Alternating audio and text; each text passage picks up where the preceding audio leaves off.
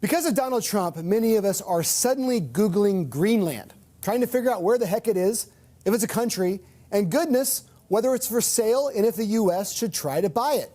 I've been in a Greenland internet rabbit hole for days, so I figured it's time to bring in an expert.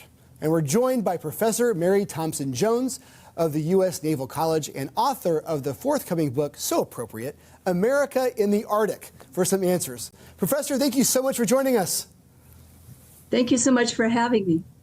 Well, look, Trump's whole buy Greenland thing can seem a little bit off the wall to many of us, but the truth is that presidents going back to even the 1870s have entertained buying it. So can a country just straight up buy something like this in the modern era, Louisiana Purchase style? The short answer is no, and may I say that I'm speaking today in my personal capacity, and my views don't represent those of the U.S. government, the Department of the Navy, or the U.S. Naval War College, where I teach lots of students. No, to answer your question more expansively, that's not possible today.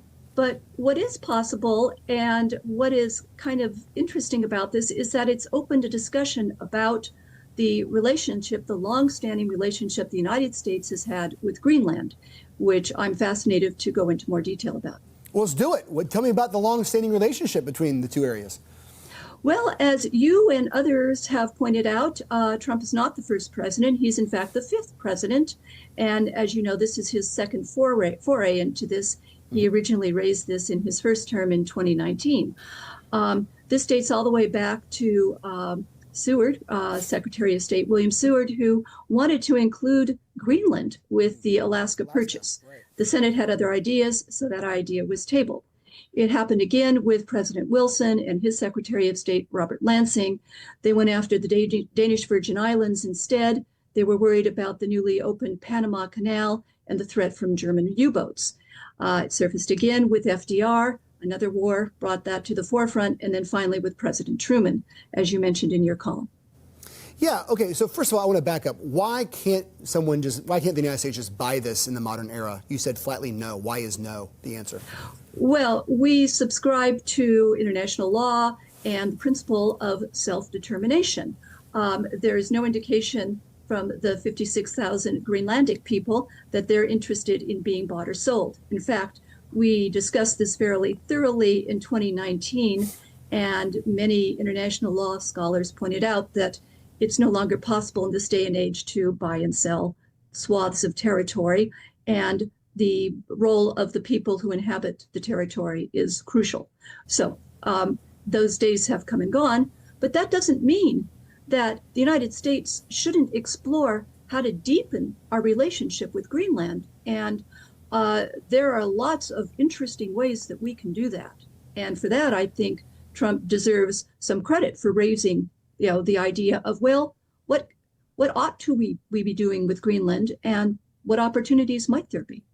All right, we have about a 1 minute left, but what's the pitch? I understand why Truman and these other presidents wanted to do it for national security purposes, but what's the pitch now? Why should the United States even explore or discuss this in the first place?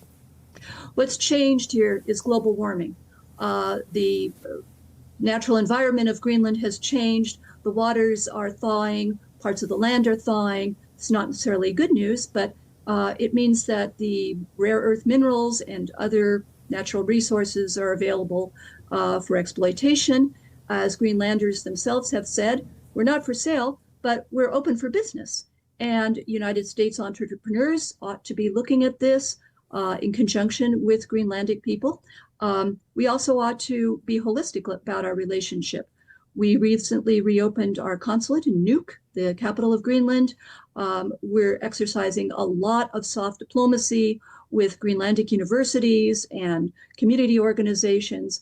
So upping our involvement in Greenland is a great idea. And if we could de-emphasize the military and talk more about the people-to-people relations, the entrepreneurial joint opportunities out there, it might be a really good discussion. Well, Professor Mary Thompson-Jones, thank you so much for joining us. I learned a lot. Thank you very much for having me. For daily access to Boston Globe Today, all segments and episodes are available on demand in the Boston Globe app by clicking Watch.